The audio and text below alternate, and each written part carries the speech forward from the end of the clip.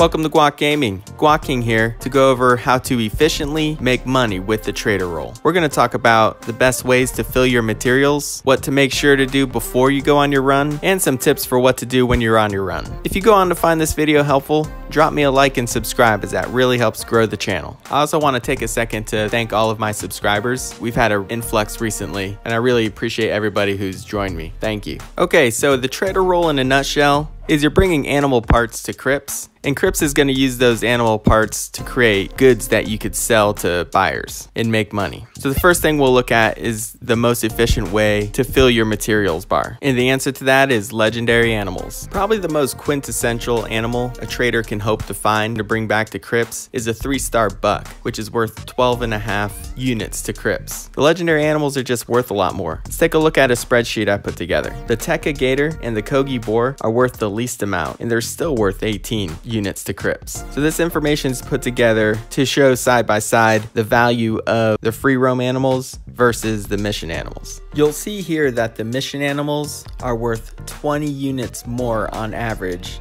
to Crypts than the free roam animals are. And this is important when considering the most efficient way to fill up your camp. The free roam animals are hit or miss when you're looking for them, whereas the mission animals, you just go to Harriet and launch the mission. So mission-based legendary animals are a lot easier to farm. So it's a no-brainer. But which mission animals do you do? Whichever part of the world you typically hang out in, there's a good mission animal for that area. The golden spirit bear and the cross fox are worth a lot, but their missions typically take a long time. The ones that we recommend are the night beaver, peta bison, banded gator, and the Ruddlehorn ram. These animals have a lot of value, plus their missions are typically pretty straightforward, so you can get in and out of them pretty quick. And once you get out of the mission, you can run it straight to Crypts. But another thing we recommend is getting the hunting wagon and just filling it up with these legendary pelts. That way when you're running low on supplies, you can break out your hunting wagon and fill them right back up.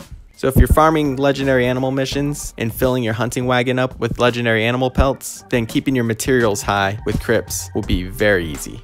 Now you also have supplies to worry about. You'll need 4 to 5 resupply missions in conjunction with the materials you're already gathering to get you to 100 goods. And there's 2 ways that you could go about getting your resupplies. The first and easiest way is you could spend $20 on each one. So you're looking at $80 to $100 spent on just resupplying, which actually isn't that bad because you'll easily make that money back on a local or a distant run, which we'll get into a little bit later. But you can also do missions to go and either steal supplies or help somebody out and they'll give you supplies. And these missions are pretty quick and easy, so I usually just knock them out instead of cutting into my profit margin. One last thing about filling up your goods is wait until you have 100 goods before you do your run. You'll need the large trading wagon for this, but go ahead and buy it and do 100 good deliveries. And don't rush it. As you can see here, there's a huge difference between 99 goods and 100. And that's over $100 whether you're looking at a local run or a distant run. Alright, now let's talk about the differences between those two. They're both good options depending on your situation. So local runs are solid, especially if you've completed your resupply missions rather than paying for them. And they aren't kidding, they're really local. So it's a quick way to make 500 bucks. And while you still may have to deal with NPCs, you won't have to deal with players trying to take your run from you. At least it's not designed that way. You could still run into griefers, but since players don't actually get a benefit for attacking your local run, you won't typically run into problems with players. Now, distant runs are worth $125 more than local runs, and they aren't kidding, they're really distant. Also, Rockstar incentivizes other traders to go after your run and try to steal it from you. Now, it's definitely worth it to go after that extra money, but if you're gonna take on the risk, then let's go over some ways to prepare for your run before you go on it. Now, Red Dead's community is actually pretty good, and most players will leave you alone, so I make it a point to wait and see rather than shoot first when I see another player out. But there are always opportunistic posses about looking for something to do, and they may just see your trade wagon as a scratch for that itch. So the best thing you could do is just be ready for when it happens. The first thing I'll do is get a level 4 core.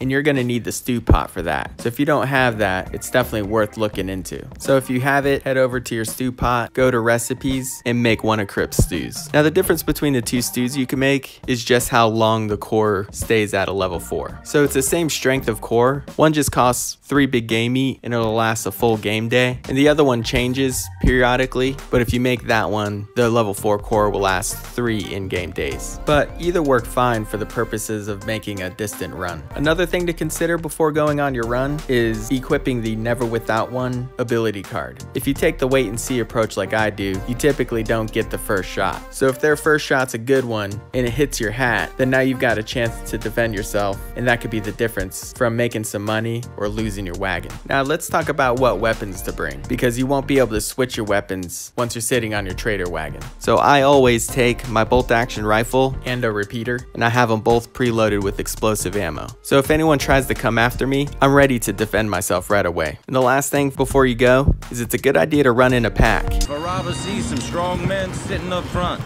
2 of them guns behind, then they're gonna wait for the next set of fools to come on through. Even if the people you're rolling with are low level, you don't see people's levels on the scanner. All people see are a big group. And no matter how tough you think you are, in Red Dead, a big group is intimidating. And if none of your friends are online at the time, then try inviting the lobby to your posse. You'll be surprised at how many people would want to join forces with you, because they're gonna make over 300 bucks off the run as well. All right, now let's talk about the run itself. The first tip I have is keep your eye out for free roam legendary animals as you're on your run. I can't substantiate it, but it seems like more often than not, a free roam legendary animal will spawn in the middle of my trade run. If you're making good time, hop off, go grab that legendary animal, call your hunting wagon to you, throw the legendary animal in the hunting wagon, dismiss it, hop back on your trade wagon, and keep rolling. This is even easier if you've got a group of people with you. So the biggest tip I have for making your actual run is to aim your weapon so that your wagon will auto travel. These runs can be really long, and if you're not being attacked by NPCs the whole way, they could be really boring. So if you just aim your weapon, then your horses will do all the work, and you won't have to navigate around every corner. All right, now sometimes the inevitable happens, and you get attacked by real players.